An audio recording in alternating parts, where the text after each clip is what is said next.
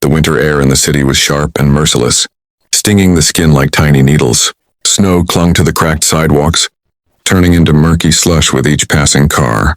Streetlights glowed faintly in the mist, throwing shadows across the alleyways where the forgotten of society sought shelter. Among them was a young girl no more than 13, clutching the trembling hand of her mother. Her mother's belly was swollen with life. Though the child inside was not yet ready to see the world, the woman's breaths came shallow, her face pale with pain. The girl's name was Amina. Her mother, Layla, once a nurse at the local hospital, had fallen on harder times after her employer laid her off. Bills piled up, rent went unpaid, and soon they were cast onto the streets like debris swept aside by a ruthless storm. But Amina remembered her mother's words every time.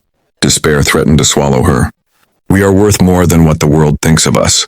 We may be down, but we are not broken." That night, however, Amina feared her mother might break. Layla's body shook violently, her hands gripping her stomach. Tears streaked her face as she whispered, "The baby." "It's too soon, Amina. Something is wrong." Amina felt her own chest tighten with panic. She had seen her mother endure hunger, cold, and cruel stares from strangers who crossed the street to avoid them. But this was different. This was life or death. She scanned the busy avenue nearby, where Christmas lights flickered in shop windows and people hurried by with shopping bags, their laughter carried in the wind. None of them spared a glance at the girl dragging her mother's frail body closer to the warmth of the road. Through the blur of traffic and neon, Amina saw a towering glass building on the corner, the city's most prestigious private hospital. Inside worked one of the wealthiest doctors in the country, Dr. Richard Hale. His name was whispered in both admiration and bitterness. Known for his skill, his hospitals were monuments of luxury, where only the privileged could afford to breathe, let alone be treated. Clutching her mother's arm, Amina summoned the courage to step into the lobby.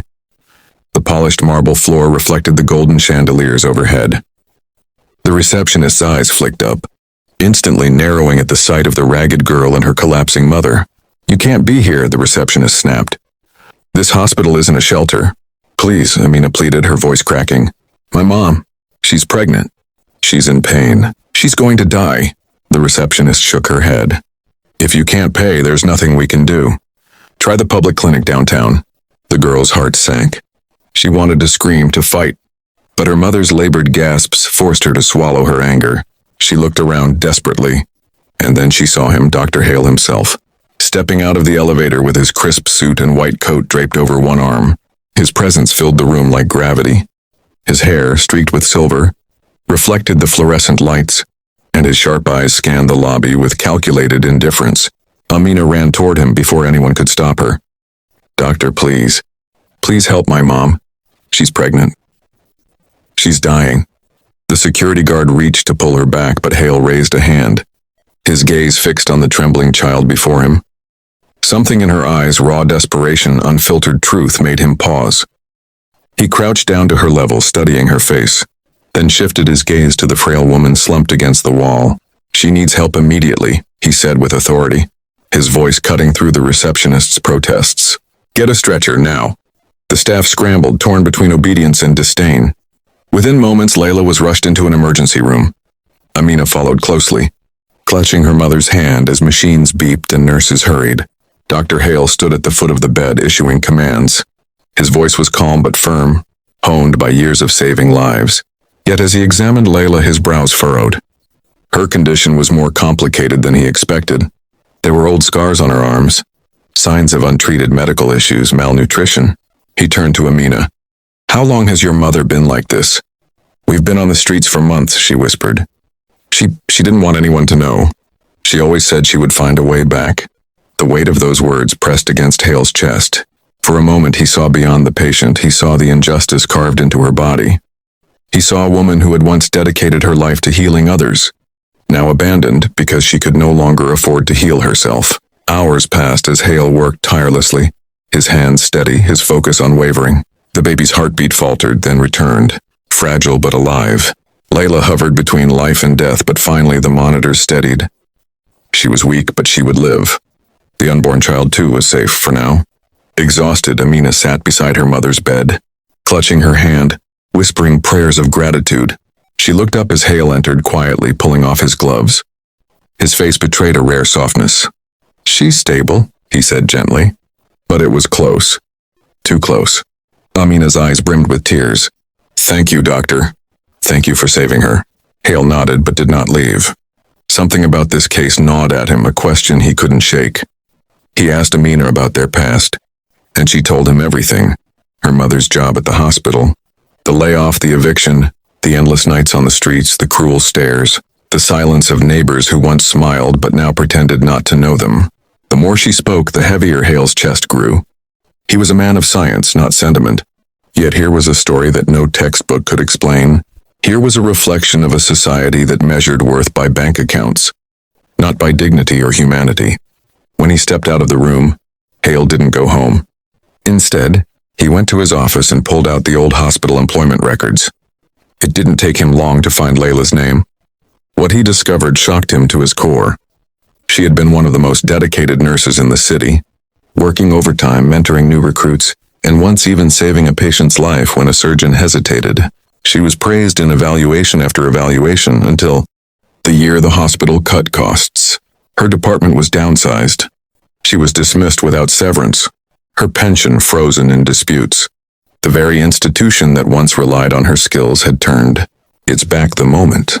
She was no longer profitable. Hale stared at the file for a long time, his throat tight.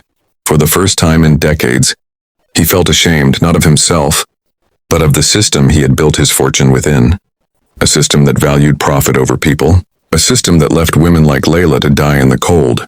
When he returned to the room, Amina looked up, hope etched across her tired face. Hale sat beside her.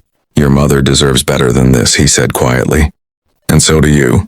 Amina frowned, confused. "What do you mean?" Hale hesitated. For years he had prided himself on being untouchable, a man who owed nothing to anyone. But now, confronted by the raw truth of a little girl's courage and a mother's sacrifice, he felt something shift inside him. "I mean," he said slowly, "this is not where your story ends. Not hers and not yours." The hospital ward was quiet now, the hum of machines steady in the background. Amina had fallen asleep on the chair beside her mother, her small hand still clutched around Layla's fragile fingers. Dr. Hale stood at the doorway, watching them in silence. Something deep within him stirred, something he hadn't felt in years. He had seen thousands of patients, saved countless lives, but rarely had he allowed himself to feel the human weight behind each case. Yet here, staring at this child who had begged him to save her mother, he could no longer remain the detached surgeon society revered. That night, Hale couldn't sleep. Back in his penthouse overlooking the glittering skyline, the city looked different, cold, hollow. He poured himself a glass of whiskey, but the warmth of the drink did little to settle his thoughts. He kept seeing Amina's face, her eyes wide with fear and determination. He remembered her trembling voice, "Please save my mom." In the morning, instead of diving into his usual routine of board meetings and surgical schedules, Hale went back to the hospital records. He uncovered more than just Layla's file. He found dozens of names, nurses, janitors, assistants, people who had given decades of their lives to the hospital, only to be discarded when cost-cutting became the priority. The numbers told a brutal story of exploitation. When Hale walked into Layla's room later that day, she was awake, her voice faint but steady. Why did you save me?" she asked, her eyes searching his face. Hale was caught off guard. "Because you deserve to live," he replied. Layla gave a weak smile. "I used to believe that too. I used to tell patients their lives were worth saving, no matter who they were. But when I lost my job, when I lost my home, it felt like the world decided I wasn't worth saving anymore." Her words pierced him. He realized then that saving her medically was only part of the fight. The deeper wound was the one inflicted by a society that measured her value in dollars and status. Over the next week, Hale visited often, not only to monitor her health but to listen.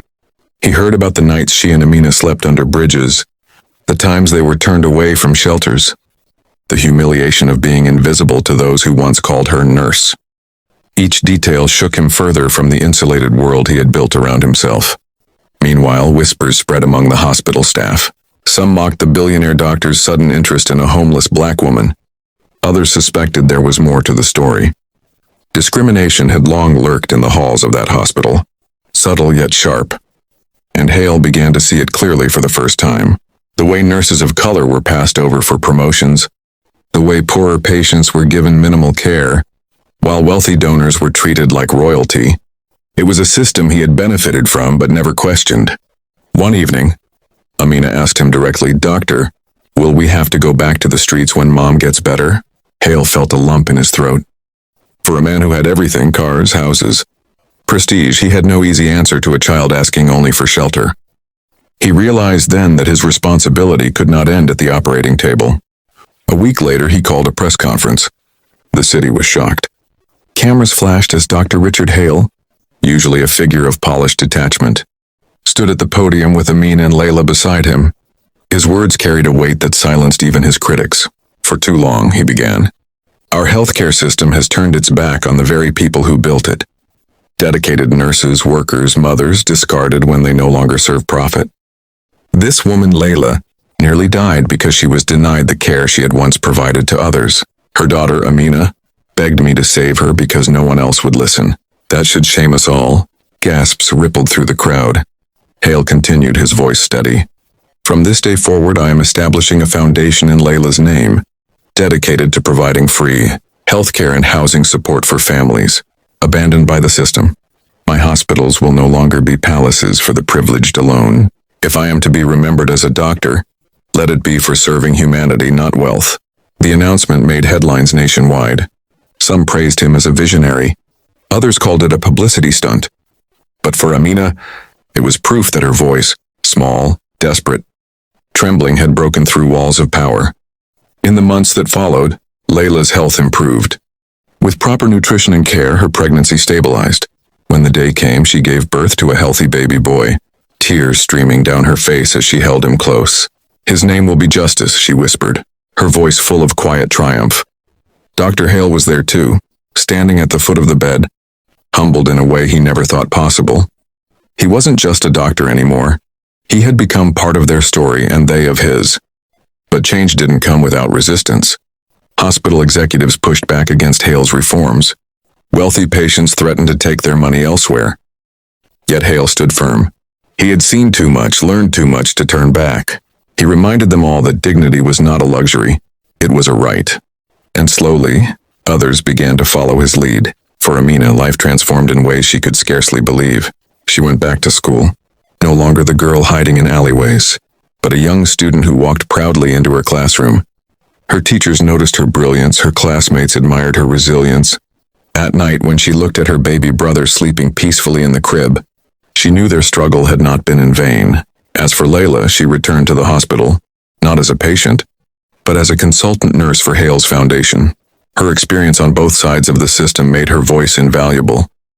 She spoke at conferences, told her story, and reminded the world that the measure of a society is how it treats its most vulnerable. One evening, months after it all began, Hale visited their modest new home. Amina opened the door, her smile radiant. "Dr. Hale, you came," she exclaimed. Inside, Layla placed a cup of tea in his hand, gratitude shining in her eyes. Justice gurgled in her arms, reaching toward him. Hale took the child gently, feeling a warmth spread through him. "This boy," he said softly, "is proof that hope can survive even in the harshest winters." Layla nodded, and proof that sometimes, even the most powerful need to be reminded of what truly matters. The room was quiet for a moment, filled only with the sound of the baby's soft coos. Hale looked at them, the girl who begged for her mother's life, the woman who endured the cruelty of a broken system, the child who symbolized a new beginning. And he felt something he had not felt in years: peace. The city outside still glittered with its sharp contrasts of wealth and poverty, privilege and neglect. But here in this small home, dignity had been restored, justice had been born, and love had prevailed. And though Hale knew the fight was far from over, he also knew that one desperate plea from a little girl had changed everything, not just for her family, but for him and perhaps for the world.